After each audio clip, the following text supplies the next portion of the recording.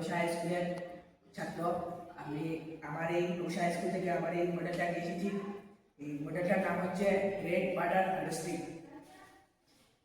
আমাদের এই ফিল্টারে এখানে বৃষ্টির জল জমা হবে।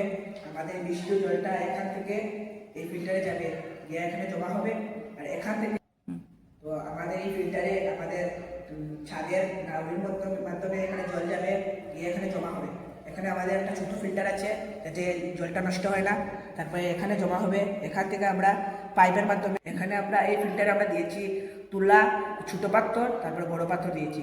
এই পাথরগুলো দেওয়ার কারণ হচ্ছে আমরা যদি বৃষ্টির জল এমনি খোলা পাত্রে রেখে দিই তাহলে এটা 2-3 দিনের মধ্যে এটা নোংরা হয়ে যায় এবং অনেক মশা মাছি এখানে ডিম দিয়ে দেয়। তাই জন্য এই ফিল্টারটা দিয়েছি যাতে আমাদের জল নষ্ট না হয়, এখানে গিয়ে জমা হয়। তারপরে আমাদের সুবিধা মতো এখান থেকে জল ফিল্টার করে আমরা খাওয়ার যোগ্য করে নিতে পারি। ওই জিনিসটা কি? এই জিনিসটা হচ্ছে আমাদের একটা ছোট ফিল্টার, এটা থেকে আমরা খাবার যোগ্য জল করতে পারবো। এর মধ্যে আমরা সবাই নিচে দিয়েছি তুলো, এরপরে দিয়েছি বালি, এরপরে দিয়েছি আমাদের কয়লা, এরপরে ছোট পাথর, তারপরে বড় পাথর, এরপরে লাস্টে তারপরে এখান থেকে আমরা জল খেতে পারবো। এটা আমি একবার দেখাচ্ছি।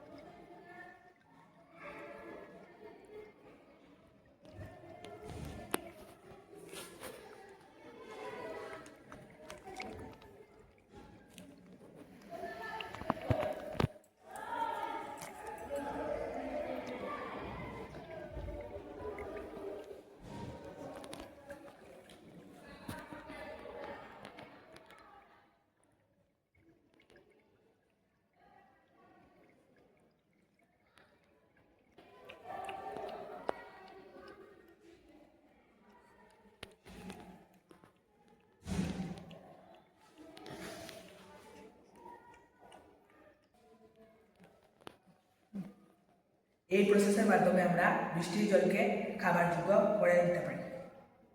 নমস্কার। নমস্কার।